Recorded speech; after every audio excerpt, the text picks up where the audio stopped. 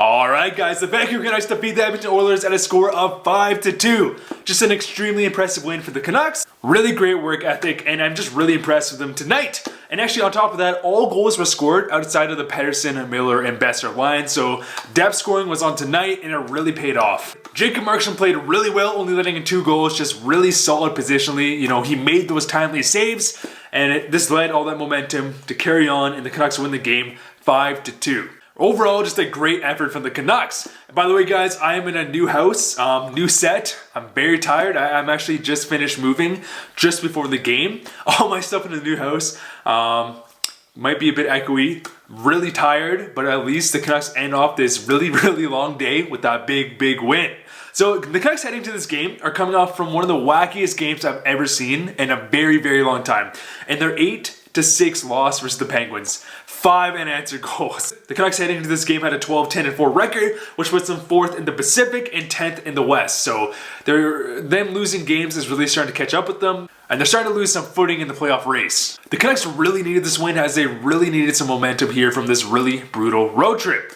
Louis Eriksson is playing alongside of Bo Horvat. Very interesting. Louis Eriksson actually scored today, but coming into this game, I didn't even realize it somehow, but Louis Eriksson had 0 points, 0 goals, 0 assists in the first 14 games this season. You did not hear that wrong.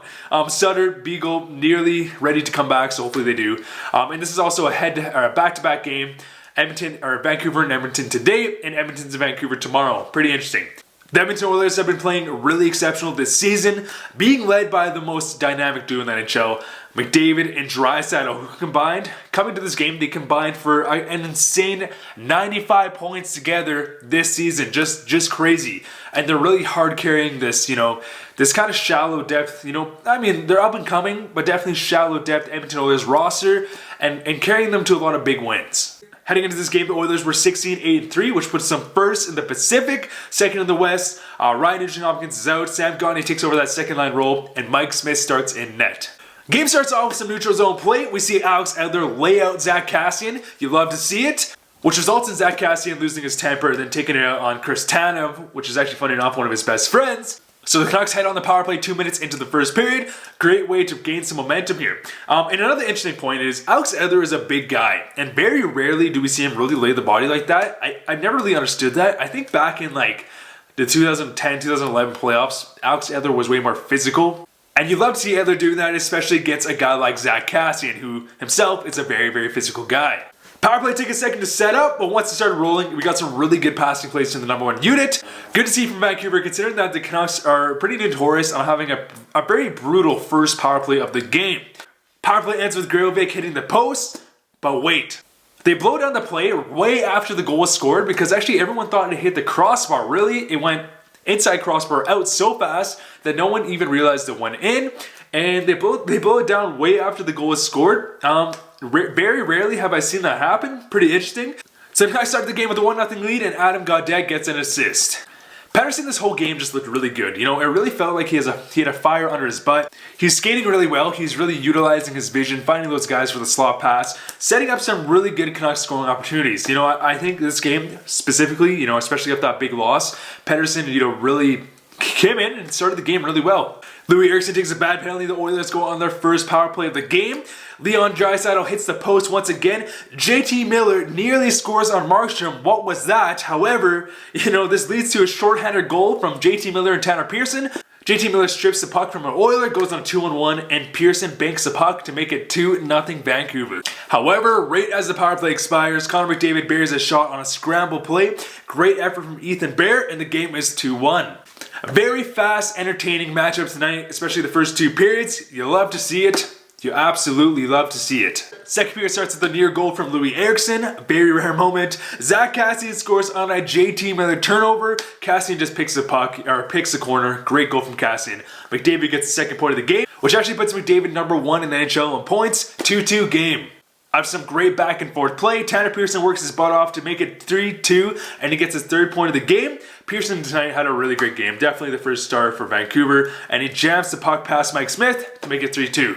And then right after this play, Horvat feeds Louis Eriksson with the perfect dish, and then Louis Eriksson scores his first goal of the season and gets his first point of the season. In his first, I guess it's the 15th game, 1 goal in 15 games. Pretty crazy when you think about it. I mean, good for Louis Eriksson. And Tanner Pearson gets a career-high 4th point of the night. Great for Pearson. And then the third period starts off very hot for Vancouver. A nice, simple offensive zone break from Jake Virtanen. Finds Josh Leivo, and Josh Leivo buries the very cheeky wraparound goal on Mike Smith to make it 5-2 Vancouver. And at this point, you know, it was really all Vancouver. Vancouver at this point, they were just dominating. You know, they looked so good out there. Whenever the Edmonton Oilers did have a chance, Markstrom was there to back them up. And again, just a great overall effort from all 4 Canucks lines. However, Alex Edler did leave in the third period, so once again, the Canucks are running 5 defensemen. I've never seen this in my life where we see so many so many injuries happen within games where they're just day-to-day injuries where the Canucks then have to roll 5 defensemen. What is going on? So the Canucks win the game 5-2. Overall, just great effort from Vancouver. What do you guys think? I really love that depth scoring really stepped up tonight. It shows, you know, a team like the Edmonton Oilers who obviously have just such a dynamic first line with Connor McDavid and Draisaitl. However, their depth is kind of really trails off. And for a team like Vancouver who has, you know, really underrated depth, this was all depth scoring for Vancouver tonight. The Canucks' #1 power play unit, even though they didn't score, they looked way better tonight, way more consistent. Their offensive zone breaks, their shot creation, they looked much more polished tonight. But anyways, guys, what do you guys think of the game? I am very tired. I really need to edit this video, go to bed. This has been a very long moving day.